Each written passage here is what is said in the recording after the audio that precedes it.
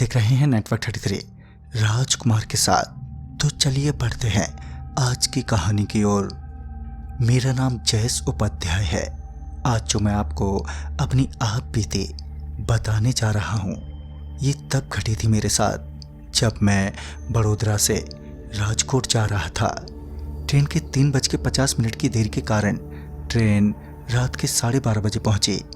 Train में सवार होने के कुछ देर बाद ही ट्रेन धन स्टेशन के आउटर पर रुक गई, दूसरी ट्रेन को क्रॉसिंग देने के लिए। अब ट्रेन को वहां रुके काफी वक्त बीत चुका था और मैं भी उबने लगा था। लिहाजा मैं अपनी सीट से उठकर ट्रेन के गेट पर आकर खड़ा हो गया और बाहर की तरफ देखने लगा। तभी मेरी नज़र रेलवे ट्रैक के दूसरी ओर से आती हुई एक रोशनी पर पड़ी जो लगातार हिलडुल रही थी, जिस वजह से मेरी आंखें कुछ देर के लिए उसी हिलती हुई रोशनी पर ठहर सी गई।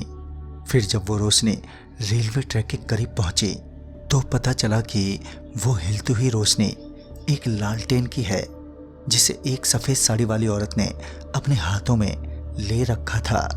उस औरत की कमर थोड़ी झुकी हुई थी।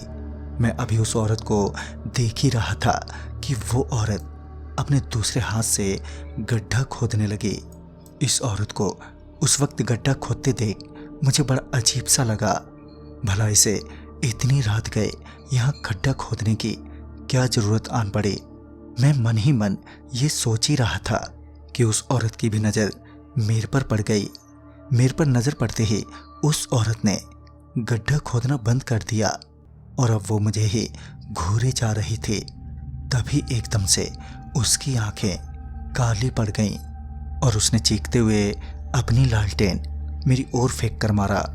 हालांकि वो लालटेन मुझे लगी तो नहीं, मगर मैं डर के मारे ट्रेन के गेट से भागकर टॉयलेट में चला गया और मेरे टॉयलेट में जाते ही ट्रेन भी खुल गई। ट्रेन के वहाँ से निकलने के करीब 5 मिनट बाद मैं टॉयलेट से बाहर निकला।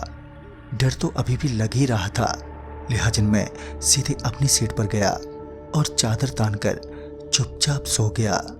खैर मुझे नींद तो नहीं आई, मगर बाकी का सफ़र बिना किसी दूसरी परेशानी के खत्म हो गया।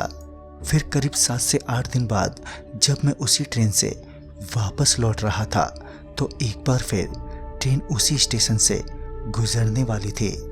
यूँ तो वो ट्रेन का स्टॉपेज नहीं था, मगर फिर भी ट्रेन वहाँ से गुजरते हुए स्लो पड़ गई थी। वैसे तो ये शाम का वक्त था, सूरज भी तकरीबन डूब ही चुका था। मैं खिड़की पर अपना सर रखे बाहर की तरफ देख ही रहा था कि तभी अचानक ही मेरे दिल की धड़कनें तेज हो गईं और तभी मेरी नज़र फिर से एक बार उस लालटेन वाली औरत पर पड़ी जो अभी भी वही खड्डा खोद रही थी।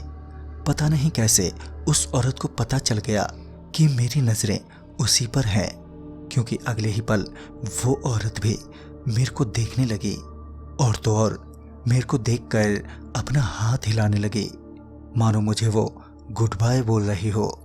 खैर इसी बीच ट्रेन ने भी रफ्तार पकड़ ली और वो औरत मेरी आंखों से ओझल हो गई।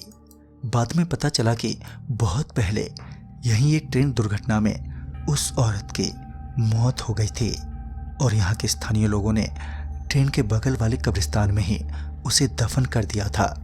मगर पता नहीं क्यों वो औरत आज भी उस कब्रिस्तान से बाहर निकलकर ट्रैक के करीब गड्ढा खोदते हुए नजर आ जाती है।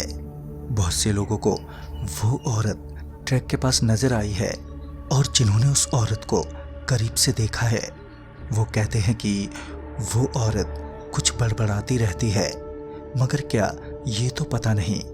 अच्छी बात तो यह है कि वो किसी को भी परेशान नहीं करती। ये सब जानने के बाद मुझे उस औरत के लिए बुरा लगा, मगर मैं कुछ कर भी नहीं सकता था। तो इस तरह मेरी ये रेल यात्रा समाप्त हुई। तो दोस्तों इस कहानी में बस इतना ही।